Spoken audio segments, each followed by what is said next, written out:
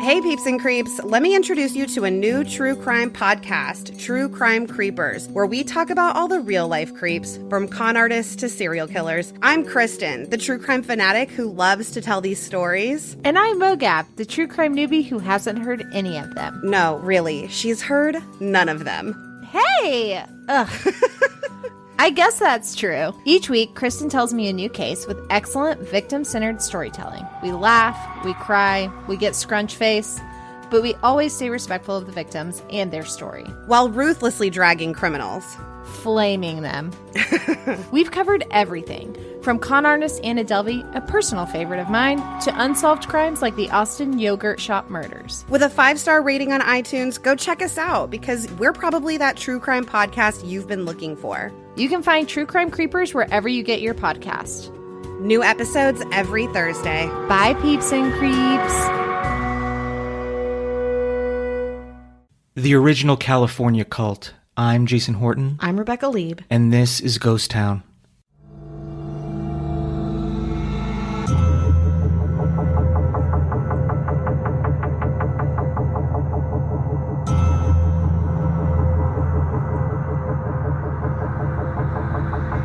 Back in the 1950s, when Synanon came to public attention, it was a drug and alcohol rehabilitation program. I found an environment that was a loving environment.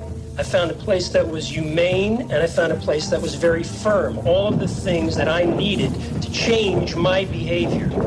The organization is composed of what Synanon calls dope fiends, squares, and delinquent children, punks. Synanon educates, clothes, and feeds its members, and in return, most of them turn over their personal wealth and work for Synanon. Today we're going to be talking about something that, even if you don't recognize the name, you'll recognize the stories, certainly the tactics, some of the habits, themes, and at the very least, it will touch on rehabilitation and wellness culture that I feel like we're immersed in every day. You'll recognize the story because we hear it over and over through lots of fringe religions gone mainstream and wellness initiatives turned oppressive. We're talking about the original West Coast insane fucking cult posing as sober wellness, Synanon. And I hope I'm saying that right. Some people say Synanon, some people say Synanon. I'm going to go with Synanon. Addiction has always been a really complicated diagnosis, and to nobody's surprise, has been around since humans have been making mind-altering substances. The Bible references Noah's drinking habits and intoxication, the use of opium in Syria in the 7th century BC, cocoa leaves in the Andes, to Chinese cannabis, to on and on and on. And it was always this mysterious thing to be an addict. Even up until the 1950s, the general idea of most addiction was, in medical communities, that it could not be cured. If it was treated at all, it was by doctors and hospitals, and more often than not, those suffering from addiction eventually were sent to jail. Until Synanon. Though it was not the first rehab or structure around wellness, Synanon did a ton to convince the American public that addicts could be saved. It really started the idea of sponsorship, that recovery could happen, and that those in recovery could help other people in recovery. And while there were good things about Synanon, it was founded on the shoulders of Charles Dietrich and became a cult unlike anything LA had ever seen. So it all started with this guy, Charles Dietrich, a sales exec from Ohio who moved to SoCal after his first divorce. After spending almost 20 years as a nomadic alcoholic, he remarried in 1956, and again, at the bequest of his probably very frustrated wife, gave AA a try. Second marriage didn't last, but the program did, and he quickly became a huge promoter of the Alcoholics Anonymous lifestyle. The one thing Dietrich didn't like was that AA didn't accept other substance abusers. Now, there was, at the time, a Narcotics Anonymous in LA, but it was still very disorganized and rarely met. So in 1958, Dietrich took part in a UCLA study that involved LSD. Speaking to an oral historian documenting Synanon's short history in 1962, Dietrich called it the most important single experience in my entire life, crediting the drug with unlocking a newfound confidence. He says, "I became a different person, really and truly. Everything that has happened to me since Synanon, everything dates back to that point." It was then that he decided to form his own group that, unlike AA, embraced all kinds of addicts. He first called this group the Tender Loving Care Club. One day, a young heroin addict named Whitey Walker, fresh out of prison, joined the group. As he invited friends, the language grew a little bit coarser, a little less loving. The crosstalk became more aggressive. It took on a totally different feel. Dietrich loved it. The sessions became known as Synanons, a portmanteau of symposium or togetherness or perhaps seminar, and anonymous. Dietrich, who provided couches for people to crash on as they kicked heroin and any other habit that they were trying to detox from, would come to believe that addicts weren't full-fledged adults and shouldn't be treated as adults. The younger addicts took to calling him Dad. Based on these sessions, the Tender Love and Care Club evolved to be just called Synanon. Synanon was launched in a dingy Santa Monica storefront as a 2-year residential program, but Dietrich soon concluded that its members could never graduate, because a full recovery was impossible, according to him. The program was based on testimony of fellow group members about their tribulations and urges of relapsing and their journeys to recovery. Synanon differed from Alcoholics Anonymous in that it was directed towards both drug users and drinkers. Dietrich was said to have coined the phrase, "Today is the first day of the rest of your life," for the program. He was a stern person, kind of abrasive, not very friendly to the people around him. He believed that this tough love was necessary to achieve and maintain sobriety, and used that with his first wave of residents. So if you were registering to go to rehab at Synanon, here's what would happen. First off, the program rejected any form of pharmaceuticals or tapering off of drugs. Everyone went cold turkey, and junkies were left on a couch to weather their withdrawal and detox alone. For their first 90 days in the community, members were expected to completely cut contact with everyone they knew outside. Sound familiar? I thought so. During its first decade, Synanon members entered into a 1 to 2 year program in 3 stages, aimed at preparing them to re-enter greater society. This would soon change. During the first stage, members did community and housekeeping labor. During the second stage, members worked outside of the community but still resided within the community, going to meetings and being a part of the culture. Finally, during the third stage, members both worked and lived outside, but still attended regular meetings. But really, the benchmark of the treatment was called the game. You'd play the game, which was this bizarre group therapy where people sat in a circle to express and often shout their frustrations at each other. This confrontational approach was a way to hash out everything that bothered you about others in your group, but was couched in a way of helping them, learning about yourself, etc. The game started with a question, like, the most boring person in this circle is, or what really pissed you off most this week? You know, something provocative but not too out there. But then it would escalate. While playing the game, the stuff you said didn't even need to be true. Lying was just one of the many things that were allowed in the game, which could last anywhere from 1 hour to 48 hours. Later on, it would be known as attack therapy and was the first step of Dietrich's grooming and brainwashing for what was to come. Many of Synanon's Santa Monica neighbors weren't happy to have a rehab in their midst, so the Synanon residents were outcasts early on. Some of the treatment was rooted in stigma. Others, treatment by the neighbors felt pretty legit. In 1961, Dietrich spent just under a month in jail for zoning violations and operating a hospital without a license. He was guilty on both counts. I can absolutely see how neighbors might find that questionable.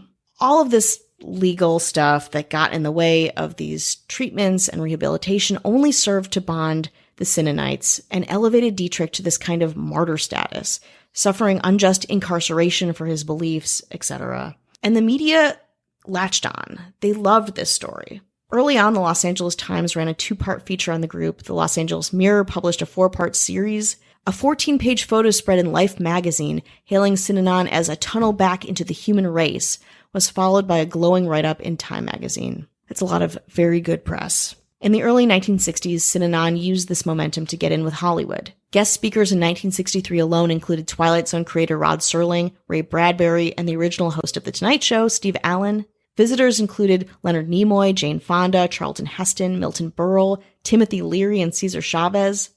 Synanon had some pretty cool parties, too, because they had so many jazz musicians enrolled in the program.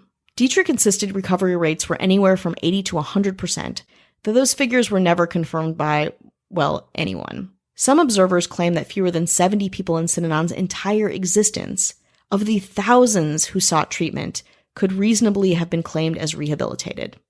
But again, it's hard to say considering the program's founder claimed there is no such thing as rehabilitation, and that staying with the organization is the only true path. 1965 was a big year for Synanon.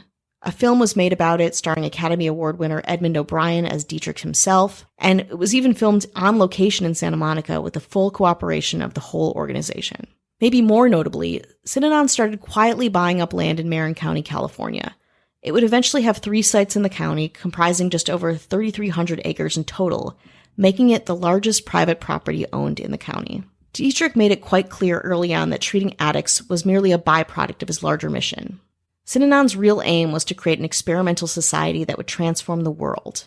To Dietrich, Synanon was a new way of living, as important as any to the world's major religions.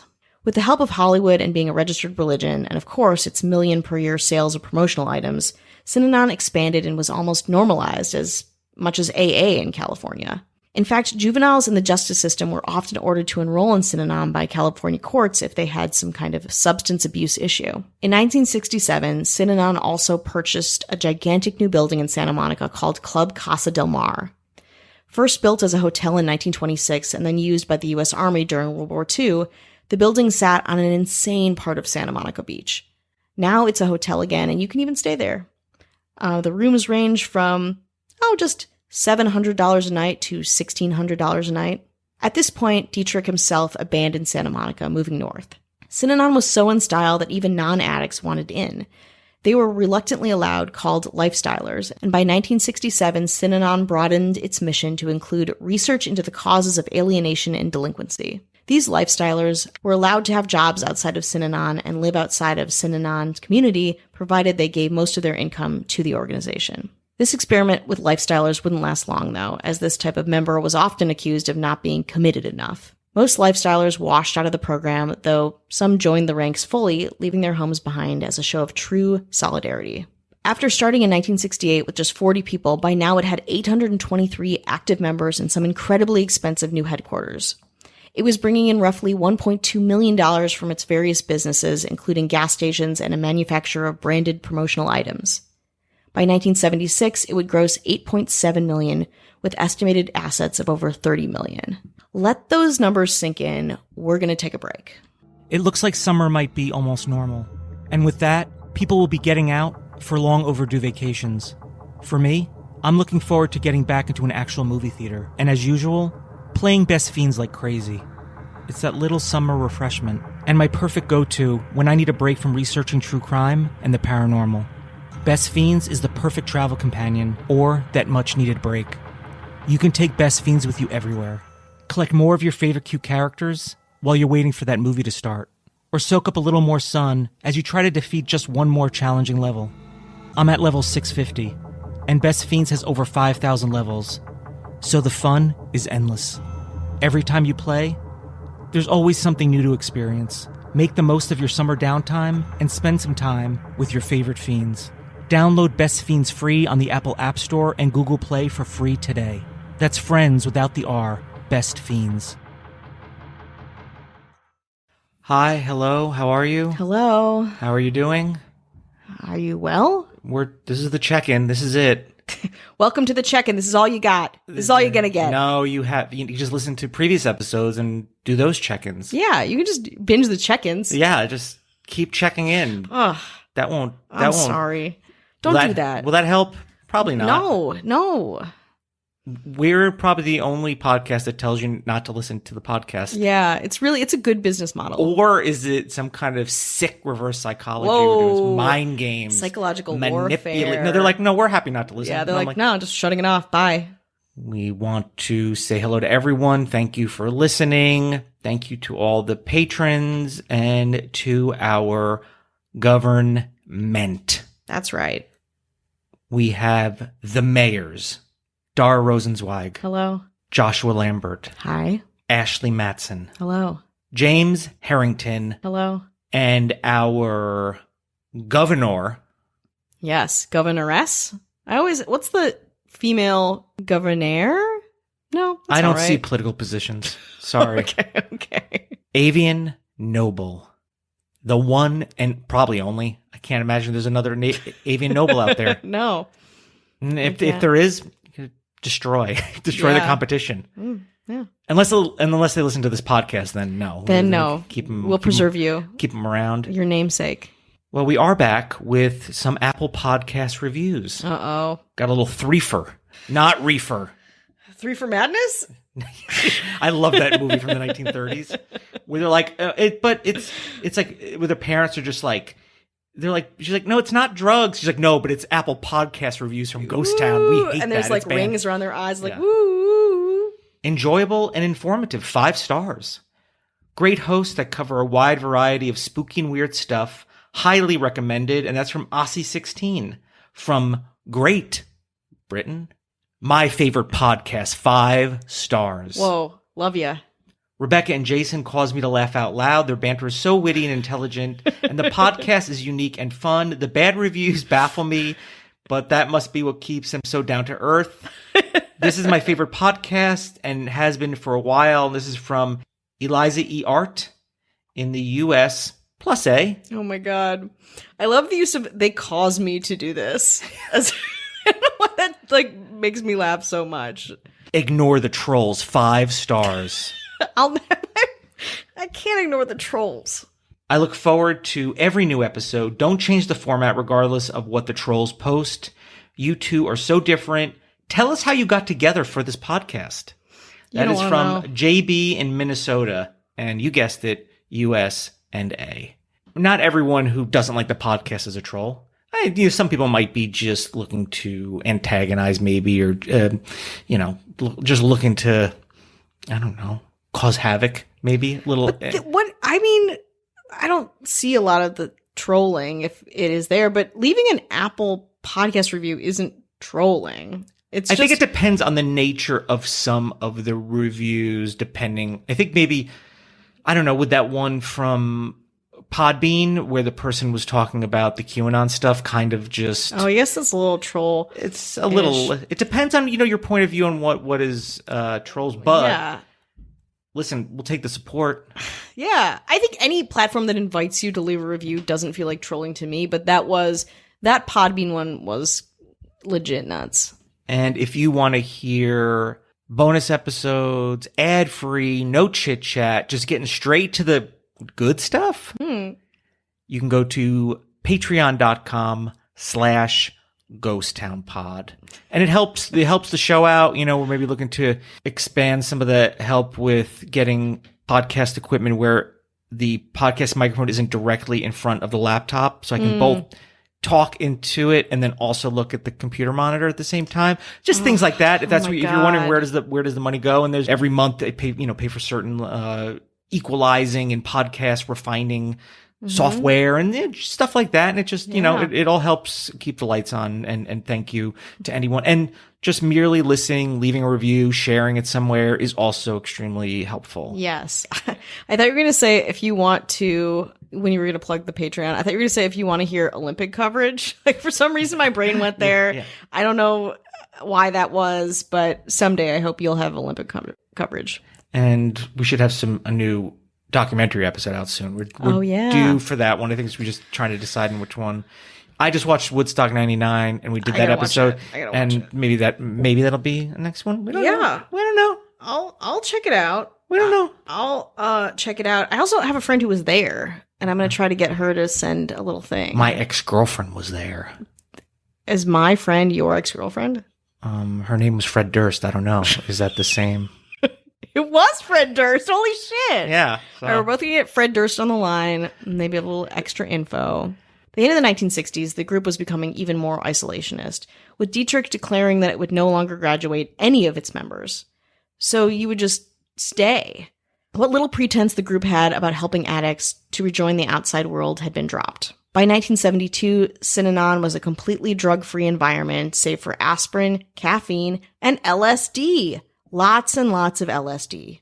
In 1974, Synanon moved to become a recognized religion within their use of LSD. It was running up against some controversy, obviously, with that, but also some other issues, including some IRS recognition of the group because it really wanted to maintain its tax-exempt status. It didn't work, though. The IRS never officially recognized Synanon as a religion, though it would be at least another decade before it finally stripped the company of its nonprofit status. The nonprofit status was key. It's what helped people give donations. It's what got it its whole financial footing. At the same time, Synanon moved from nonviolent tactics within its treatment to violent ones. Suspected spies were severely beaten. Teenagers sent to Synanon to help cure juvenile delinquency were regularly physically abused for insubordination. Everyone in the group started shaving their heads. Says Phil Ritter, who entered the Bay Area branch of Synanon, there was a lot of drugs around, a lot of negativity. He sold his car, moved into the 8-story Synanon building in downtown Oakland, shaved his head, a practice that had begun as punishment and a way to haze newcomers, but he was becoming more or less part of the norm. In fact, many Synanon members would appear with shaved heads as extras in George Lucas's dystopian science fiction film THX 1138. Working as a mechanic at a Synanon-owned auto repair shop, he made $50 a month. People moved to the northern compound if they were truly dedicated. Children inside the Synanon cult were raised communally. This was a common practice romanticized by utopian communities of the 19th and 20th century. Dietrich was also becoming less interested in having any children around, telling many members that if they wanted to have kids, they probably shouldn't be a part of it. I understand it's more like crapping a football than anything else, Dietrich would say about childbirth in 1976. By January of 1977, no kids was the official policy. Men were pressured to get vasectomies, and women were shamed into getting abortions. Notably, Dietrich didn't get a vasectomy himself. Chuck Dietrich had a wife, too. Her name was Betty, during this whole time. Betty was actually very well-liked. Betty was a strong woman in her own right. She was well-liked, and she seemed to dial back some of Chuck's tyranny. But on April 19th, 1977, she died of lung cancer, and all bets were off. Dietrich's policies became even more insane, extreme, and controlling. Dietrich, who was at this point 64, also wanted to remarry right away. He says, I set up a flare, like any monarch of old times would have done. I let the word out I was available. Of the 6 women who applied, Dietrich chose Ginny Schroen, a 31-year-old teacher at one of Synanon's schools. Shortly thereafter, though, Dietrich decided that marriage should no longer be permanent. Couples were told to split up and form new 3-year-long love matches. Within days, he split, he broke up his own daughter's marriage, and about 600 couples were divorced by the following year, including a man named Phil Ritter and his wife. By the late 1970s, Synanon had support from over 200,000 businesses and organizations giving to or interacting with Synanon by the late 1970s, including 1 out of every 5 corporations in the Fortune 500 who were listed either as donating or as doing business with them. Synanon had a private security force and formed a paramilitary group, the Imperial Marines, that developed its own type of martial arts called Sindo, and by 1978 the group's reported purchase of over $200,000 in firearms raised eyebrows. In 1978, Phil Ritter, our old friend Phil, the guy whose wife left him at the rule of Dietrich, would try to take his young daughter from the organization and nearly died doing it. Ritter's wife was still in the organization and had moved with her child to Synanon's Detroit facility. Ritter sought legal action against the cult, and in response, the church sent 2 men to beat him senseless in his own driveway. He wound up in a coma for a week. Press and organizations started seeing how dangerous Synanon had become. Most press was bad press, but the group fought back. After an expose by NBC in 1978, members sent hundreds of ominous letters to the NBC executives threatening physical harm. Synanon sued anybody who wrote a critical article or aired a negative TV segment about it. In 1972, it sued Hearst Corporation over a San Francisco Examiner article that described the cult as, quote, the racket of the century. The most famous incidence of the organization's violence was a planned attack by Synanon on a Los Angeles lawyer. Attorney Paul Morantz had successfully represented a woman who had been held against her will by Synanon. Morantz came home on October 10, 1978, to his house in the Pacific Palisades, opened his mailbox, and was immediately bitten by a rattlesnake with its rattle removed to keep it quiet. His neighbors called an ambulance just in time, saving his life after a quick and extensive treatment with anti-venom. 2 men, 20-year-old Lance Kenton and 28-year-old Joseph Musico, were charged with attempted murder along with Dietrich for conspiring to commit it. Dietrich also had an obsession with recording audio, which didn't help when cops procured 6 tapes weeks later. Here's a part of the audio. Our religious posture is, don't mess with us. You can get killed dead, literally dead. These are real threats, he snarled. They're draining life's blood from us and expecting us to play by their silly rules. We make the rules. I see nothing frightening about it. I'm quite willing to break some lawyer's legs, and next break his wife's legs, and threaten to cut their child's arm off. This is the end of that lawyer. That is a very satisfactory, humane way of transmitting information. I really do want an ear and a glass of alcohol on my desk. All 3 men were arrested, and Dietrich was drunk, by the way, during this arrest, and pled no contest. Dietrich entered into a plea deal that included probation. Part of the plea deal was that he would have to step down as the head of Synanon. So Synanon was formally stripped of its tax-exempt status in 1991 and almost completely disbanded shortly after that. Phil Ritter eventually reunited with his wife and daughter after they left Synanon in 1978. Morantz still lives in Pacific Palisades. At age 72, he has neuropathy, arthritis, and blood disease he believes may have been an artifact from his snake bite attack. I'm going to set the record, he says, for the longest murder ever. After being convicted, Dietrich moved with his wife into a double-wide mobile home in Visalia. He died in 1997, a few weeks before his 84th birthday. He was saluted on the floor of the House of Representatives by the Bay Area congressman and future Oakland mayor, Ron Dellums. Despite its controversies and its downfall, though, the Synanon program is credited with curing some people of their addictions, including jazz musicians Frank Rehak, Arnold Ross, Joe Pass, and Art Pepper, and the actor Matthew Beard. In 1972, Pass formed a band composed of Synanon patients who recorded an album titled Sounds of Synanon. Many former members still value what they see as positive aspects of Synanon, primarily its strong sense of community. They remain in close contact with many of the people that they went through the program with, online chat groups, and some have even gone into business together. A branch of Synanon that was founded in Germany in 1971 is still in operation. And that is Synanon, which still exists.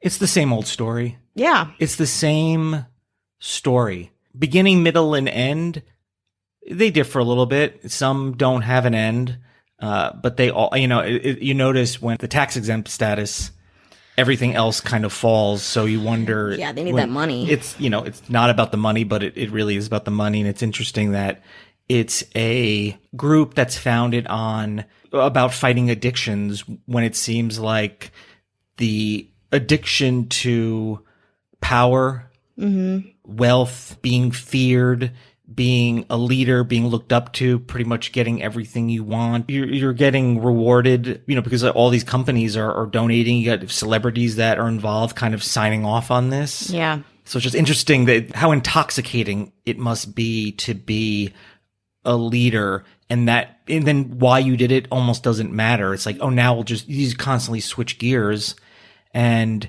that becomes the thing. Yeah, absolutely.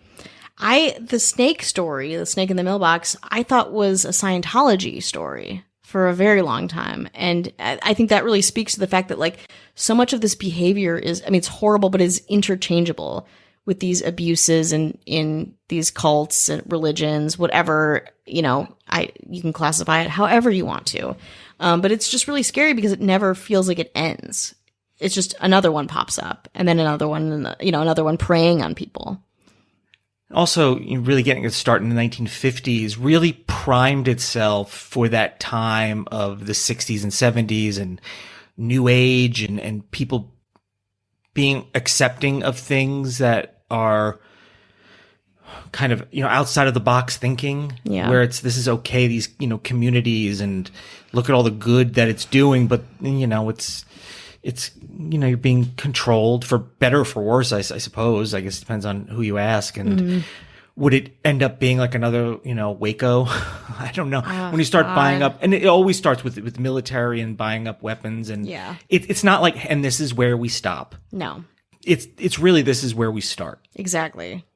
And I don't want to discredit the people that actually found benefit in this program, but it's such a small part, it feels like, of the larger abuses and toxicity of this person. Yeah, I don't understand how being having 3-year love matches, how does that help? How does having firepower help? How does this guy, obviously he was drinking if he was drunk at this. So all that stuff went out the window. So there's a point where you can be like, well, this is no longer a tenant of this thing. Yeah. So if it helps someone, that is great, but that there's a cutoff point for that. It didn't seem to be the MO of the organization. Became very secondary, it seems. Yeah, absolutely. Although I will say, I don't like cults, but I do want to stay in that hotel.